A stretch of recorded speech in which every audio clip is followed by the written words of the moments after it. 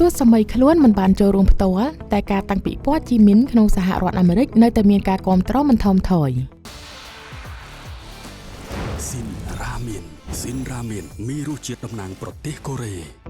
Jimin Exhibition The Truth Untold Unspoken Truth កម្មវិធីតាំងពិព័រណ៍បង្ហាញស្នាដៃតូចរបស់ Jimin បន្តជាប់ឈ្មោះជាកម្មវិធីដែលលក់សំបុត្រដែកបំផុតនៅក្នុងទីក្រុង New York សហរដ្ឋអាមេរិកជាក់ស្ដែងកម្មវិធីដែលគ្រោងនឹងធ្វើឡើងនៅចន្លោះថ្ងៃទី31ខែឧសភាដល់ថ្ងៃទី29ខែមិថុនានេះបានក្លាយទៅជាកម្មវិធីដែលទទួលបានការកក់លំដាប់លេខ1នៅលើកម្មវិធី Favor និងបន្តជាប់ឈ្មោះនៅក្នុងតំណែងដដែលនេះរហូតដល់ទៅ4ថ្ងៃជាប់គ្នាពោលគឺចាប់ពីថ្ងៃទី1រហូតដល់ថ្ងៃទី4ខែឧសភាទន្ទឹមគ្នានេះដែរ SK Pop Culture ក៏បានរាយការណ៍អំពីភាពជោគជ័យមួយនេះដូចគ្នាដែលបណ្ដាញផ្សព្វផ្សាយបានហៅជីមីនថា The King of Jimerica ដែលជាឈ្មោះហៅក្រៅរបស់លោកដាក់ដោយអ្នកគាំទ្រនៅក្នុងសហរដ្ឋអាមេរិកតាមរយៈការបូកបញ្ចូលឈ្មោះរបស់តារាប្រុសជីមីននិងអាមេរិការួមគ្នា Jimin Exhibition The Truth Untold Unspoken Truth គឺជាការតាំងពិព័រណ៍ដែលអ្នកគាំទ្រអាចនឹងស្វែងយល់អំពីដំណើរអាជីពតូរបស់ Jimin លើសតែពីឈ្មោះជាសមាជិកក្រុម BTSជាមួយនឹងការដាក់តាំងបង្ហាញសម្បត្តិសម្លៀកបំពាក់ពានរង្វាន់និងរបស់របរជាច្រើនទៀតដែលអ្នកគាំទ្រអាចសិក្សាអំពីអារម្មណ៍នៅពេលដែលតារាប្រុសវ័យ29ឆ្នាំរូបនេះ